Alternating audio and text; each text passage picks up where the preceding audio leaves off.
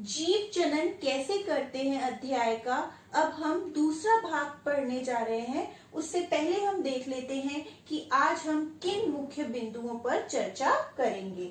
सबसे पहले हम बात करेंगे पुष्पी पौधों में लैंगिक जनन की, जिसमें हम इन सब टॉपिक्स को पढ़ेंगे। पुष्प की संरचना, परागण व इसके प्रकार, निषेचन, परागकण का अंकुरण और बीज का अंकुरण। उसके बाद हम शुरू कर देंगे आज अपना मानव में लैंगिक जनन, जिसमें हम नर व मादा युग्मक की संरचना पढ़ेंगे, मतलब शुक्राणु और अंडाणु के विषय में पढ़ेंगे। यौवन आरंभ और नर व मादा में जो गौण लैंगिक लक्षण होते हैं उनका अध्ययन भी करेंगे। तो आइए शुरू करते हैं। पुष्पी पौधों में लैंगिक जनन। जो हमारा पुष्प होता है वो क्या है, हमारा एक जनन अंग है। तो हमें इसकी संरचना को पहले पढ़ना होगा।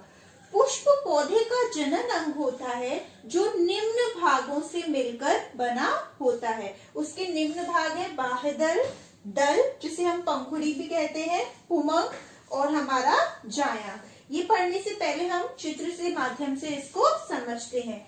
जो हमें पुष्प में जो पंखुड़ियां दिखती हैं वो क्या है, हमारा दल। और ये जो है ये क्या है, पुष्पासन। और ये जो हरी हरी आपने देखी है निकलती रहती है अक्सर, उसे हम कहते हैं बाह्य दल। इसका काम क्या होता है कि ये हमारी जब शुरुआती जब कली होता है तो उसको क्या, पुष्प को सुरक्षा प्रदान करता है। और दल पंखुड़ी रंग बिरंगे होते हैं, गुलाब में अलग रंग के होंगे, सूरजमुखी में अलग रंग होंगे। तो ये कीटों को परागण के लिए आकर्षित करते हैं। उसके बाद हमारा नर भाग आता है और मादा भाग। अगर हम नर भाग की बात करें तो ये जो आपको स्टॉक सी दिख रही है, एक लंबा सा जो भाग दिख रहा है, इसको हम कहते हैं तंतु। और इसमें जो ये एक कोश होता है जिसे हम कहते हैं पराग कोश, और इस पराग कोश के अंदर होते हैं हमारे पराग कण जो हमारे नर युग्मक का कार्य करते हैं। ये पूरा भाग हमारा क्या कहलाता है, पुंकेसर या पुमंग, यानी कि नर जन अंग, नर जनन अंग। और अगर हम स्त्री के जनन अंग की बात करें यहाँ पर, तो ये हमारा क्या है, एक ऊपरी अग्र भाग जो चिपचिपा है उसे हम कहते हैं वर्तिकाग्र। फिर एक लंबा भाग जो वर्तिकाग्र को अंडाशय से जोड़ रहा है वो वर्तिका है। और इसके अंदर क्या होते हैं हमारे ये बीजांड, और इस भाग को हम कहते हैं जायांग या स्त्री केसर। अगर अब हम इसे एक पुष्प के माध्यम से समझें तो देखिए मैंने एक गुड़हल का पुष्प लिया है। ये जो हरा भाग है ये क्या है, आपका बाह्य दल जो हमारे शुरुआती अवस्था में कली को सुरक्षा प्रदान करता है। ये जो रंग बिरंगी पंखुड़ी है ये क्या है, आपका दल जो कीटों को परागण के लिए आकर्षित करता है। और ये जो आपको दिख रही है ये पीली पीली जो एक डंडी से निकल रही है, ये हमारा नर जनन अंग यानी पुंकेसर है। इसका ये जो पीला भाग है ये क्या है, पराग कोश, और इसकी डंडी क्या है, पुतंतु या फिर जिसे हम तंतु भी कहते हैं। और ये जो अंदर आपको लंबी सी लाल डंडी दिख रही है ये क्या है, आपकी वर्तिका।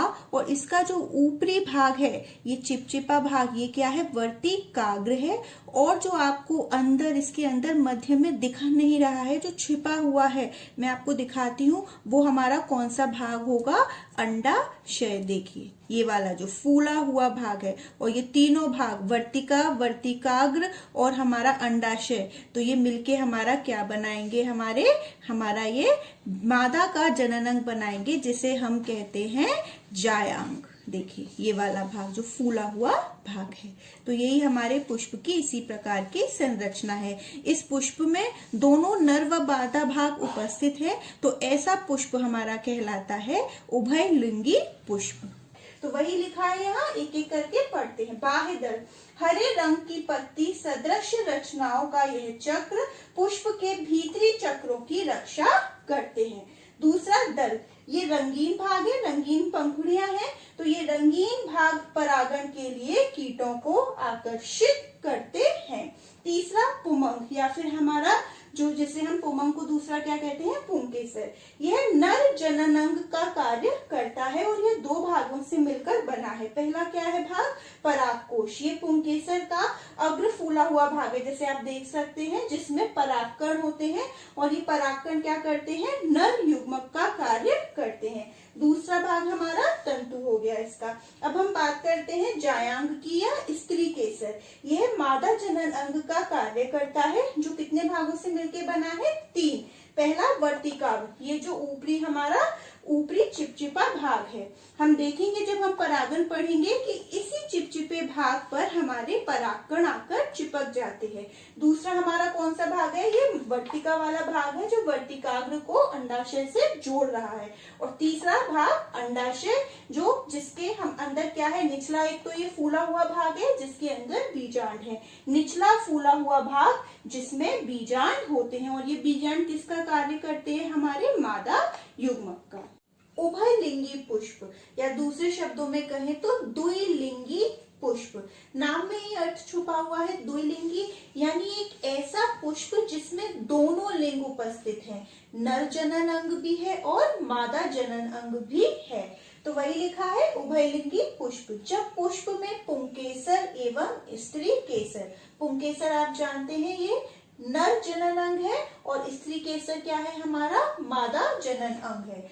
दोनों उपस्थित हो तो ऐसे पुष्प को उभयलिंगी या द्विलिंगी पुष्प कहते हैं। उदाहरण की बात करें तो सरसों और गुड़हल। एक लिंगी पुष्प यानी कोई एक लिंग उपस्थित होगा, या तो पुंकेसर या फिर स्त्री केसर। तो एक लिंगी पुष्प, जब एक पुष्प में पुंकेसर अथवा स्त्री केसर में से कोई एक उपस्थित हो तो पुष्प एक लिंगी कहलाता है। उदाहरण की बात करें तो पपीता और तरबूज। अब हम पढ़ते हैं पौधे में नए जीव बनने के चरण, यानी पौधे में जो बीज बनेगा उसका क्या क्या वो चरण होंगे। तो इसमें हमें 2 चरण पढ़ने होंगे, परागण और निषेचन। पहले परागण की क्रिया होती है, उसके बाद हमारे निषेचन की क्रिया होती है। तो इसको एक एक करके समझते हैं। परागण जरूर यहाँ पर कुछ पराग कणों से संबंधित होगा। तो वो क्या है ये प्रक्रिया कि पुष्प में जो हमारे पुंकेसर के पास जो पराग कण है उनका स्त्री केसर के वर्तिकाग्र तक जाना, यही क्रिया हमारी क्या कहती है? परागण। यानी वही लिखा है पुष्प के पराग कणों का पुंकेसर से स्त्री केसर के वर्तिकाग्र तक पहुंचने की क्रिया परागण कहलाती है। यानी जो नर भाग है पुंकेसर, उसके जो पराग कण है उसका महिला भाग यानी कि वर्तिकाग्र तक पहुंचना, यही हमारा क्या कहलाता है? परागण। ये हमारे 2 प्रकार का होता है, स्वपरागण व परपरागण। एक एक करके इनको देखते हैं अंतर के माध्यम से। स्वपरागण नाम में ही छुपा हुआ है, स्व यानी स्वयं। यहाँ पर क्या होता है? एक ही पौधे पर या तो लगे 2 पुष्पों के बीच परागण हो सकता है या एक ही पुष्प के अंदर हो सकता है। तो यहाँ से एक बात साफ हो जाती है कि पुष्प का द्विलिंगी होना आवश्यक है। और जबकि परपरागण में क्या होता है? 2 अलग अलग पौधे पर लगे पुष्पों के बीच ये परागण होता है।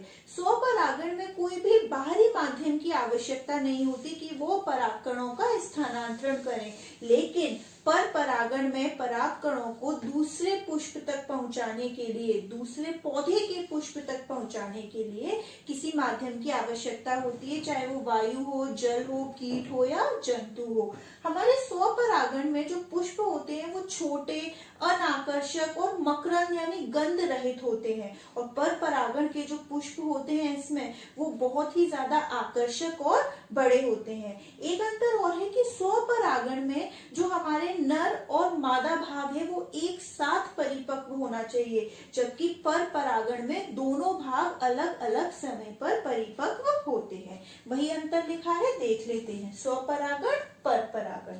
स्वपरागण यहाँ एक ही पुष्प में या एक ही पौधे के 2 पुष्पों के बीच होता है। देखिए जैसे मैंने ये छोटा सा पेड़ बना दिया है, तो या तो खुद ही एक ही पुष्प में हो रहा है या एक ही पौधे के 2 पुष्पों के बीच हो रहा है। जबकि यहाँ देखिए परपरागण, यह 2 अलग अलग पौधों पर लगे पुष्पों के बीच होता है। 2 अलग पौधे हैं, एक दूसरे में हो रहे हैं।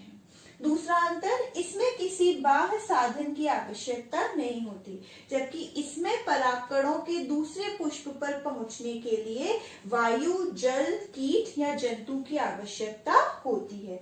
तीसरा अंतर, इसमें नर व मादा भाग एक साथ परिपक्व होते हैं, जबकि पर परागण में इसमें नर व मादा भाग अलग अलग समय पर परिपक्व होते हैं, ताकि क्या स्वपरागण ना हो जाए। और यहाँ पर स्वपरागण का एक और अंतर, स्वपरागण वाले पुष्प छोटे, सुगंध रहित व कम आकर्षक होते हैं, और यहाँ पर परागण के लिए पुष्प चटकीले रंग के व आकर्षक होते हैं। अगर हम उदाहरण की बात करें तो स्वपरागण में जैसे मूंगफली और सदाबहार, और यहाँ पर गेंदा और सूरजमुखी। हमारे जो दो चरण थे, पहला कौन सा चरण था, परागण, और दूसरा था निषेचन।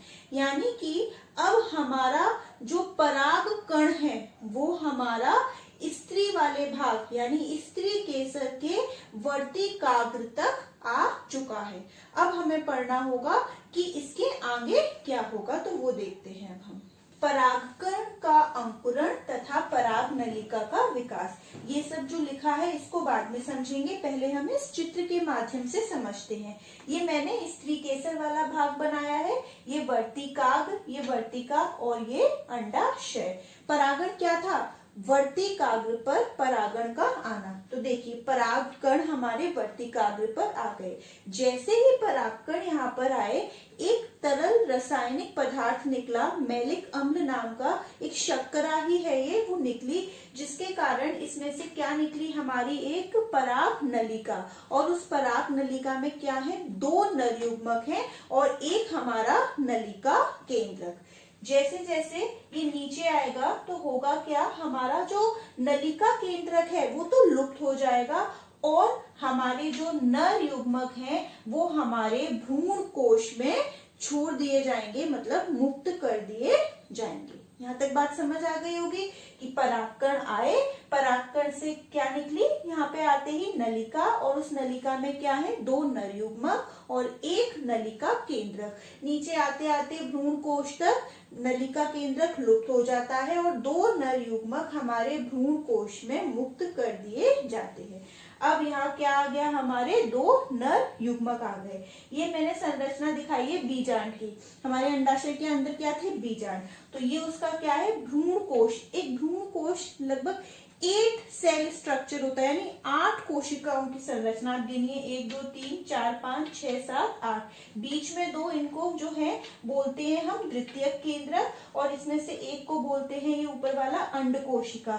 ये पास के सिनर्जिक सेल्स होते हैं, और ये एंटीपोडल सेल्स, जो अभी आपको जानने की जरूरत नहीं है, मैंने बस नाम बता दिया है। अब क्या होता है, दो नर युग्मक आए, एक नर युग्मक किससे संयुक्त हो जाएगा, किससे संलयन हो जाएगा, अंड कोशिका से, और हमारा क्या बना देगा, युग्मनज। एक नर युग्मक, अभी दूसरा नर युग्मक बचा है। दूसरा नर युग्मक हमारा द्वितीय केंद्रक से संलयन करके हमारा क्या बना लेगा, एक तरीके से भ्रूण पोष बना लेगा, हमारा एंडोस्पर्म बना लेगा। तो वही सब लिखा है, देखते हैं। और जो निषेचन हुआ हमारा, और जो त्रिक, इससे मिलने की क्रिया को क्या कहा, त्रिक संलयन, इन्हीं को मिला के हम कहते हैं द्वि निषेचन। आपने कक्षा 9th में पढ़ा होगा, आवृत बीजी एंजियोस्पर्म्स में द्वि निषेचन पाया जाता है, वो द्वि निषेचन यही है। तो देखते हैं पहले, परागकण के वर्तिकाग्र पर पहुंचते ही एक रासायनिक तरल पदार्थ निकलने लगता है, जिसे परागकण अवशोषित करके फूलने लगते हैं और पराग नली के रूप में बाहर निकल आते हैं, जिसमें दो नर युग्मक व नलिका केंद्रक होता है। ये उसकी मैंने एक तरीके से कवरिंग दिखाई है। आउटर ये एक्साइन बोलते हैं, और इनर इंटाइन, जो उसकी मतलब कोट है, जो उसकी हार्ड कवरिंग है, वो है ये। यहाँ पर आप देख रहे होंगे ये रसायन की वजह से ही तो चल रहा है। तो हम जब कंट्रोल एंड कोऑर्डिनेशन वाला पाठ पढ़ते हैं तो वहां पर ये किसका उदाहरण है, रसायनुवर्तन का।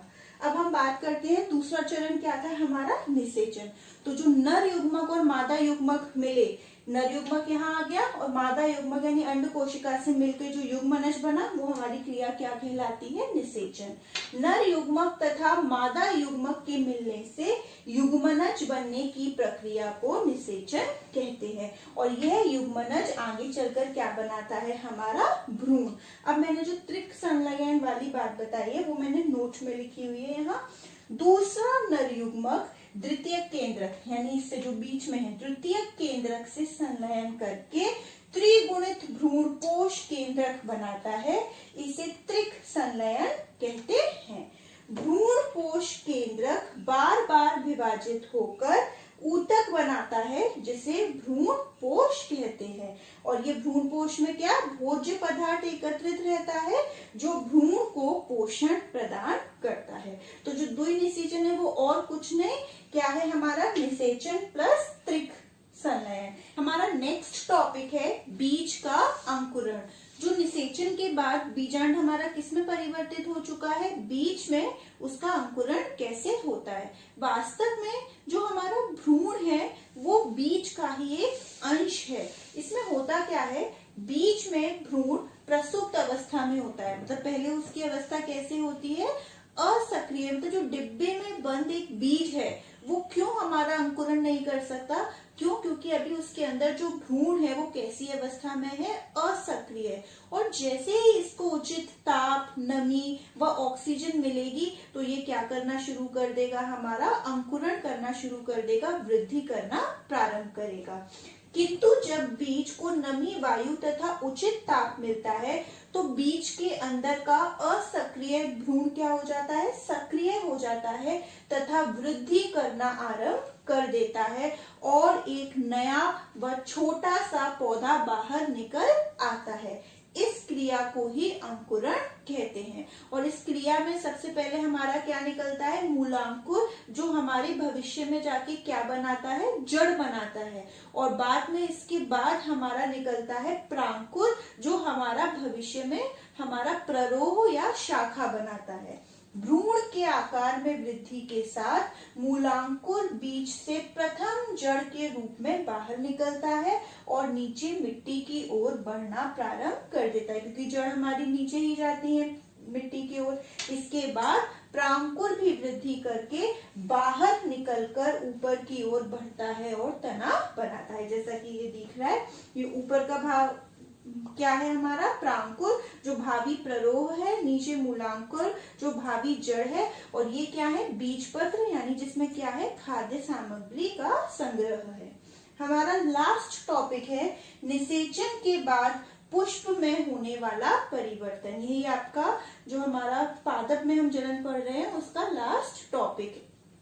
ये इसमें जो हमने भाग पढ़े थे, पुष्प के बाह्य दल, दल और वर्तिकाग्र, और ये सब क्या हो जाते हैं? मुरझाकर झड़ जाते हैं। अगर बाह्य दल की बात करें ये मुरझाकर झड़ जाते हैं, लेकिन कुछ केस जैसे कि आप बैगन कहें, टमाटर कहें, उसमें ये फल के साथ ही जुड़े रहते हैं। और अंडाशय किस में बदल जाता है? हमारा फल में बदल जाता है और बीजांड बीज में परिवर्तित हो जाता है। वही लिखा है यहाँ, बाह्य दल, दल, पुंकेसर, वर्तिकाग्र एवं वर्तिका मुरझाकर गिर जाते हैं। दूसरा अंडाशय फल में बदल जाता है, ये कई बार आपके बहुविकल्पीय में पूछ लिया जाता है। और बीजांड बीज में परिवर्तित हो जाता है। यहाँ पर हमने अपना पूरा पौधों में जनन फिनिश कर लिया। अब हमें जंतुओं में जनन की प्रक्रिया पढ़नी है। मानव में लैंगिक जनन हम पढ़ चुके हैं कि लैंगिक जनन में क्या होता है? युग्मक कोशिकाओं के संयोजन से युग्मनज बनता है। तो अब ये जो दो शब्द हैं युग्मक और युग्मनज, इनको थोड़ा सा हम डिटेल में पढ़ लेते हैं। जैसा कि जब हमने पौधों में लैंगिक जनन पढ़ा था, मैं बता चुकी थी कि युग्मक क्या होते हैं? वो विशेष कोशिकाएं होती हैं जो लैंगिक जनन में भाग लेती हैं। इन कोशिकाओं में और जो हमारे शरीर की बाकी कोशिकाएं, देहिक कोशिकाएं यानी सोमैटिक सेल्स होते हैं, उनमें क्या अंतर होता है कि इन कोशिकाओं में जो डीएनए की मात्रा है वो आधी होती है, मतलब जो गुणसूत्र हैं वो आधे होते हैं। टोटल गुणसूत्र किसी कोशिका में कितने होते हैं? हमारे 46-23 जोड़े में, जो हम कह सकते हैं। लेकिन इन कोशिकाओं में हमारे गुणसूत्रों की संख्या होती है 23। और ये कितने प्रकार के होते हैं युग्मक? 2 प्रकार के, नर युग्मक और मादा युग्मक। याद कीजिए पादप में जब हमने लैंगिक जनन पढ़ा था तो पुंकेसर में जो परागकोश में परागकण थे वो एक वर्तिकाग्र पर आकर 2 नर युग्मक का निर्माण कर रहे थे, तो वहां पे वो थे नर युग्मक का जो कार्य कर रहे थे। और मादा युग्मक क्या था? वो जो वहां पर हमने बीजांड की जो एक संरचना बताई थी उसके अंदर 8 सेल स्ट्रक्चर था, उसमें क्या था? वो मादा युग्मक। तो वही देखते हैं कि यहाँ पे क्या लिखा है। युग्मक यह वह कोशिका होती है जो लैंगिक जनन में भाग लेती है। इसमें या इनमें डीएनए की मात्रा आधी होती है, यानी गुणसूत्र की जो संख्या है वो 23 होगी। ये 2 प्रकार के होते हैं, नर युग्मक और मादा युग्मक। हम मानव की बात कर रहे हैं तो यहाँ पे नर युग्मक को क्या कहते हैं? हम शुक्राणु, और मादा युग्मक को हम कहते हैं अंडा। ये जो नर युग्मक शुक्राणु है ये कहाँ बनते हैं नर में? उसके वृषण में बनते हैं। अभी हम जब नर का जन्म तंत्र पढ़ेंगे तो वहां वृषण के बारे में पढ़ेंगे, वृषण अंग में ये बनते हैं। और नर युग्मक कैसा होता है? छोटा है लेकिन चलायमान व क्रियाशील होता है, मतलब ये मोटाइल है, ये चल सकता है। अगर हम इसकी संरचना की बात करें तो इसका ये क्या है? ये शीर्ष है, ये इसका मध्य भाग है, और ये इसकी क्या है? पूंछ। इसके अंदर शीर्ष के अंदर क्या है? ये इसका केंद्रक, और मध्य भाग में क्या उपस्थित है? माइटोकॉन्ड्रिया, जो इसको ऊर्जा देते हैं ताकि कि ये मतलब मोटाइल चल सके अच्छे से। तो यहाँ वही लिखा है, नर युग्मक का निर्माण वृषण में होता है। और नर युग्मक कैसा है? बहुत छोटा है, क्रियाशील है, वो चलायमान है। इसीलिए जो हमारा स्पर्म यानी शुक्राणुओं की संख्या होती है वो अंडे के अपेक्षा बहुत ज्यादा होती है। मादा युग्मक की बात करें तो मादा युग्मक का निर्माण कहाँ होता है? अंडाशय के अंदर होता है, और इसकी अपेक्षा ये बहुत सुस्त है, स्थिर है, और बिल्कुल चल नहीं सकता है, मतलब चलायमान नहीं है, नॉन मोटाइल है। संरचना की बात करें तो ये इसका केंद्रक है, ये कोशिका द्रव्य, और ये कोशिका कला या कोशिका झिल्ली। मादा युग्मक का निर्माण अंडाशय के अंदर होता है। मादा युग्मक बड़ा, स्थिर व सुस्त होता है। आपकी एनसीईआरटी का क्वेश्चन भी है कि जो शुक्राणु है वो कहाँ बनते हैं? तो कहाँ बनते हैं? वृषण में। अब हमने बात कर ली नर युग्मक और मादा युग्मक। अब इनके मिलने से, इनके संयोजन से क्या बनता है? हमारा युग्मनज। यहाँ पे 23 क्रोमोसोम की संख्या, यहाँ पे भी 23, और जब निषेचन होगा दोनों मिल जाएंगे तो वो क्या बन जाएगा? हमारा युग्मनज, जिसमें क्रोमोसोम की संख्या कितनी हो जाएगी? 46। जो आधी संख्या होती है उसे हम कहते हैं हैप्लॉइड, और जब पूरी हो जाती है उसे हम कहते हैं डिप्लॉइड। तो युग्मनज एक नर युग्मक तथा एक मादा युग्मक के संयोजन से युग्मनज बनता है। युग्मनज को हम जाइगोट भी कहते हैं, और जाइगोट कैसा होगा? डिप्लॉइड होगा, और जबकि युग्मक कैसे होते हैं? हैप्लॉइड। यौवन आरंभ, जिसे हम इंग्लिश में प्यूबर्टी, एडोलसेंट एज, या फिर एक आम भाषा में कहें तो टीन एज कह सकते हैं। ये किशोरावस्था की वो समय अवधि होती है जिसमें मनुष्य में उसके जो हमारे जनन अंग हैं वो परिपक्व होना प्रारंभ करते हैं। एक्चुअली इस एज में इतने चेंजेस बॉडी में आते हैं, इतने परिवर्तन शरीर में आते हैं कि जिसे हम महज शारीरिक वृद्धि नहीं कह सकते, बल्कि ये वो लक्षण आते हैं जिन लक्षणों को देखकर हम बता सकते हैं कि ये नर है और ये मादा है। मतलब ये देखकर हम बता सकते हैं कि he is a boy and she is a girl. लड़कियों में ये उम्र थोड़ी जल्दी आ जाती है 10 से 13 साल के समय पर, और लड़कों में ये 13 से 16 साल की उम्र पर ये किशोरावस्था की अवधि आती है। इस समय जो परिवर्तन आते हैं, जो लक्षण आते हैं, जो लक्षण प्रतीत होते हैं, सेक्सुअल डायमॉर्फिज्म, जो जिन्हें हम हिंदी में कहते हैं गौण लैंगिक लक्षण या द्वितीयक लैंगिक लक्षण, वो इस अवधि में हमारे शरीर के आकार में वृद्धि ले आते हैं और बहुत सारे चेंजेस लाते हैं जिन्हें हम यहाँ पढ़ेंगे। तो यौवन आरंभ, ये किशोरावस्था की वह अवधि है जिसमें जनन ऊतक परिपक्व होना प्रारंभ करते हैं। लड़कों में यह 13 से 16 साल व लड़कियों में 10 से 13 साल की उम्र पर यौवन आरंभ होता है। यौवन आरंभ के समय स्त्री एवं पुरुषों के लक्षणों में कुछ महत्वपूर्ण परिवर्तन आते हैं जिनके द्वारा इनमें विभेद किया जा सकता है, मतलब अंतर स्पष्ट रूप से बाहरी तौर पर देखकर बताया जा सकता है। इन लक्षणों को गौण लैंगिक लक्षण कहते हैं। अब हम देख लेते हैं नर में कौन से लक्षण होते हैं, ये मादा में कौन से। ये आपके एनसीईआरटी का भी क्वेश्चन है। तो नर में पहले लक्षण, कंधे चौड़े व पेशियां मजबूत हो जाती हैं, बल्कि हड्डियां भी उनकी मजबूत हो जाती है, लंबाई में वृद्धि हो जाती है। सेकंड, वृषण कोशों एवं शिश्न के आकार में वृद्धि। ये दोनों अभी जो अंग है विशेष अंग, अभी जब हम नर का जनन तंत्र पढ़ेंगे वहां समझेंगे। चेहरे तथा शरीर पर बाल उगाते हैं, चेहरे पे दाढ़ी मूंछ आना शुरू हो जाती है। स्वर भारी हो जाता है। हम जब वो पढ़ते हैं अपना पोषण वाला पार्ट, तो उसमें कंठ, पोषण के बाद जो श्वसन है उसमें कंठ, लैरिंक्स, एडम्स एप्पल की वजह से बताते हैं, वहां बताया है मैंने। और शुक्राणुओं का निर्माण शुरू हो जाता है। अब मादा में देख लेते हैं, स्तनों के आकार में वृद्धि होने लगती है। जो मिल्क सीक्रेटिंग ग्लैंड्स हैं उनमें आकार में वृद्धि होती है। स्तनाग्र की त्वचा का रंग गहरा होने लगता है। रजोधर्म प्रारंभ होने लगता है, यानी मासिक धर्म, जिस पे हम बाद में चर्चा करेंगे।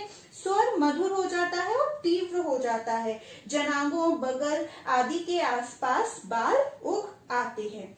जिस तरीके से हमने पुष्प के बारे में जब बात करी थी तो हमने पढ़ा था उभयलिंगी पुष्प, यानी कि द्विलिंगी जिसमें दोनों लिंग उपस्थित हैं, और एक लिंगी जिसमें सिर्फ एक लिंग उपस्थित है। उसी तरह जंतु भी होते हैं, एक लिंगी जंतु और द्विलिंगी जंतु। द्विलिंगी जंतु नाम से ही पता चल रहा है, यानी एक ही शरीर में दोनों प्रकार के युग्मकों का निर्माण हो रहा है। जैसे कि उदाहरण की अगर हम बात करें तो केंचुआ और जोंक। और एक लिंगी जैसे कि हम, एक शरीर में सिर्फ एक ही प्रकार के युग्मकों का निर्माण होगा।